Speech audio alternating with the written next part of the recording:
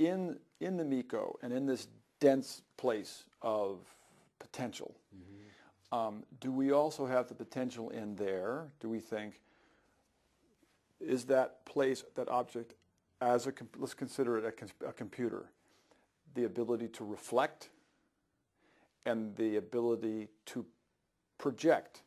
And is that not equivalent to what we as humans tend to do? We conduct our lives, reflect on what we've done, take a breath, and then project forward. Can one imagine the human characteristic of being able to project out through time and space as being a subset or of what's going on inside the MECO psychologically? Great question, because I really think that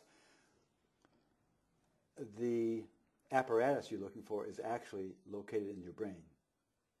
So in my view, conscious activity has to do with the fact that the brain has its two lobes, and this is essential to the architecture of the brain. And our civilization has always talked about right brain activity being kind of soul-related. It's our emotions, and it's our attitudes, it's our relation to past. And quite honestly, every mother knows that the two kids were raised alike, but their difference is night and day. Well, why would that be? Well, it's because they were born with some connection to some eternal purpose, some eternal being. We have always in religion called that the soul, and why shouldn't that be true? Now, that soul is the part that represents why we came and our eternal being, and that permits us to make judgments of left brain activity, which is information coming to us from outside the body to the universe, from the universe, maybe as information on a written page, maybe as sound, maybe as a vision. And the brain is able to juxtapose the two and reach an opinion about things.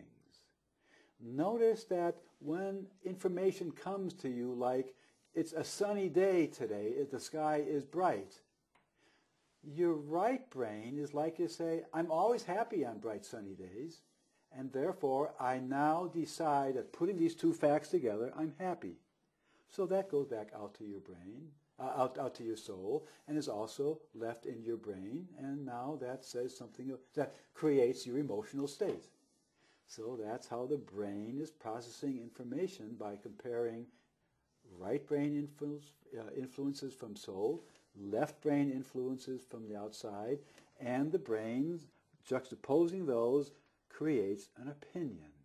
Isn't that what an opinion is?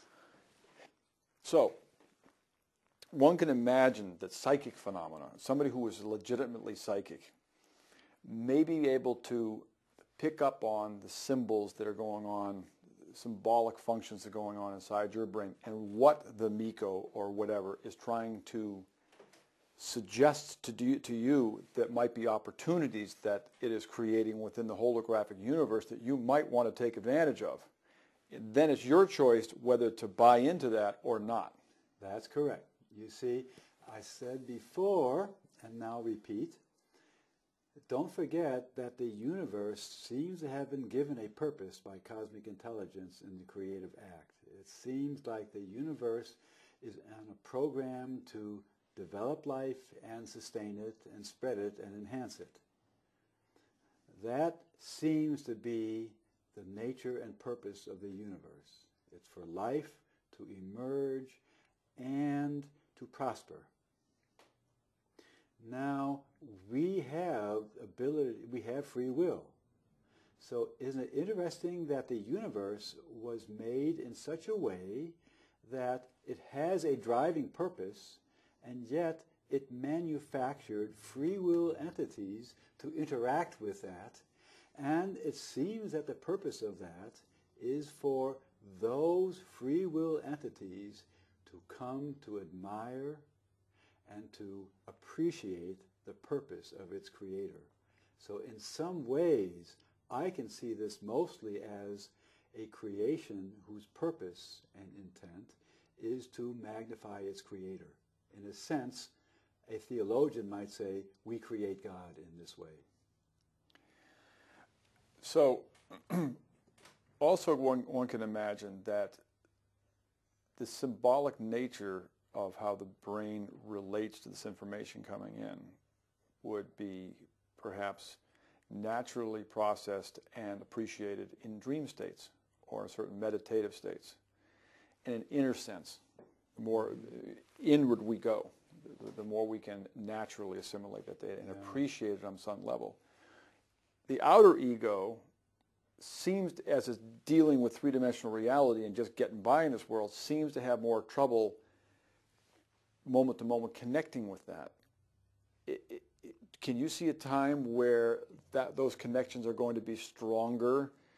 And it would seem like the nature of outer stimulus is going to need to change so that people can tap that.